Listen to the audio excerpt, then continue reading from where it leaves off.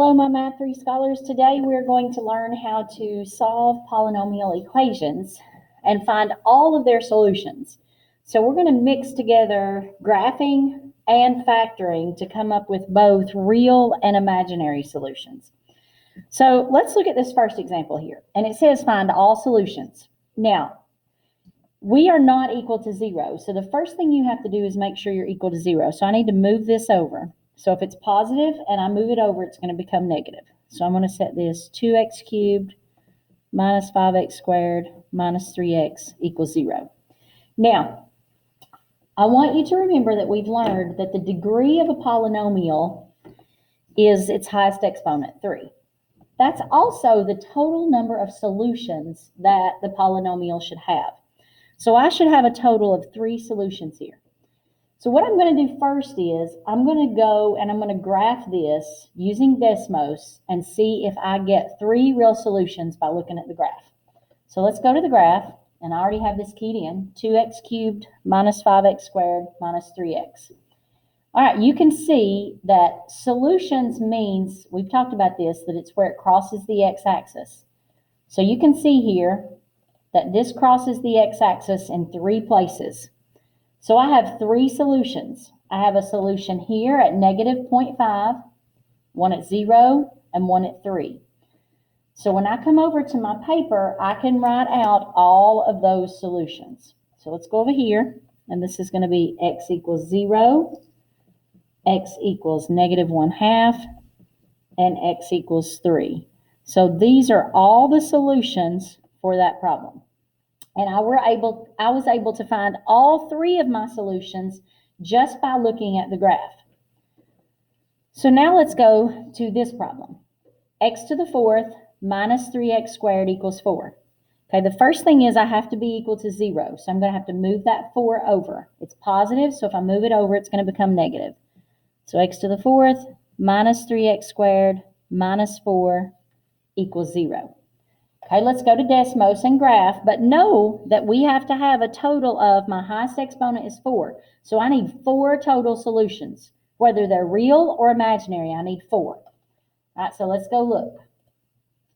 I'm going to turn off the previous one and turn this one on. All right, this time on my graph, you can see that I only cross the x-axis in 2 places. So I've got 2 real solutions at negative 2 and positive 2. All right, so let's go back to this. And I know that I have x equals 2 and x equals negative 2.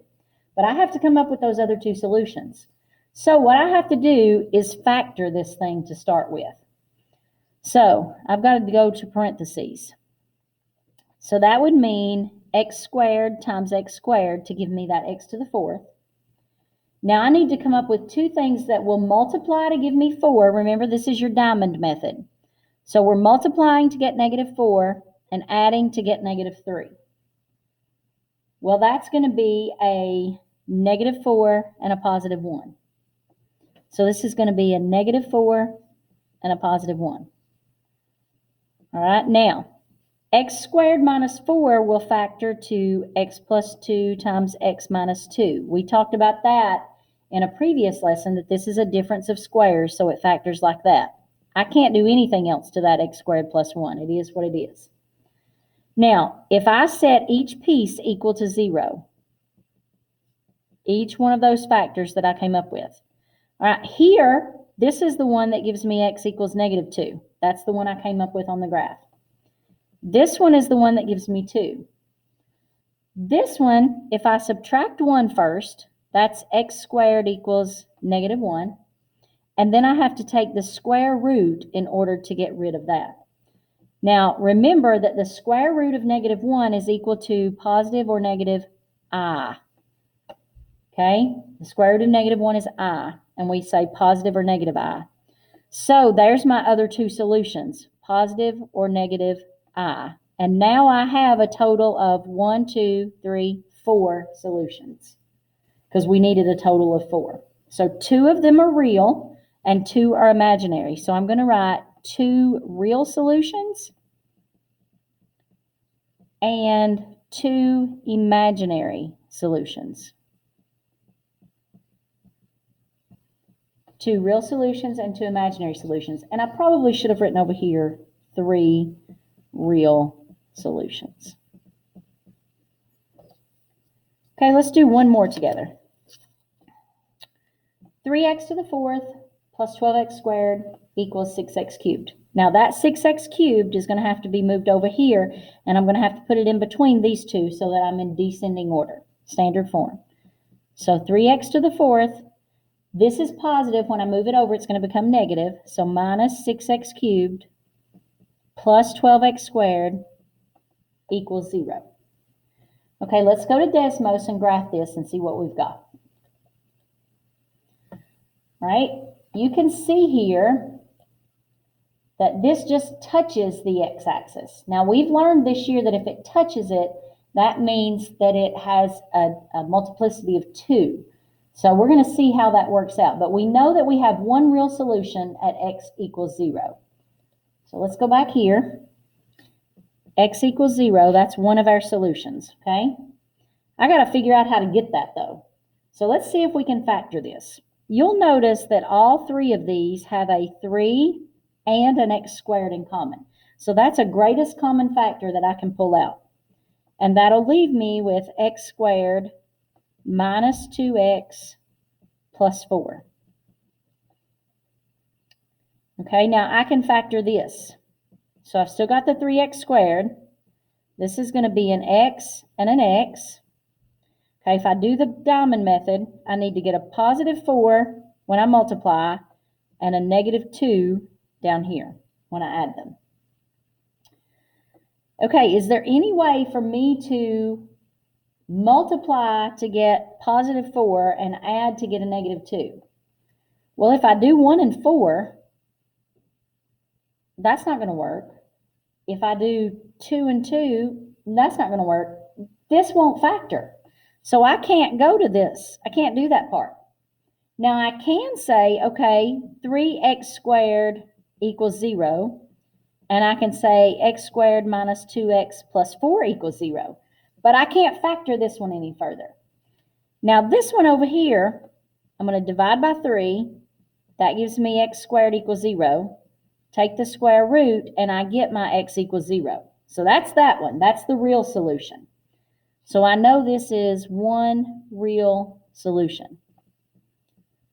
I've got to find my other solutions, and remember this one has a multiplicity of 2, so that's how you come up with the 4 here, okay? So I'm going to have 2 real solutions, and both of those real solutions are at 0, okay? Because this 0 has a multiplicity of 2. In order to find my imaginary solutions here, I'm going to have to use the quadratic formula.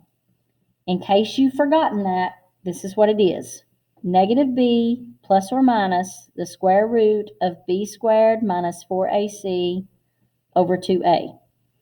So my a here is 1, b is negative 2, and c is 4. 1, negative 2, and 4. All right, I'm going to plug in. Negative 2 plus or minus negative 2 squared minus 4 times 1 times 4, and it's all over 2 times 1. All right, let's start simplifying.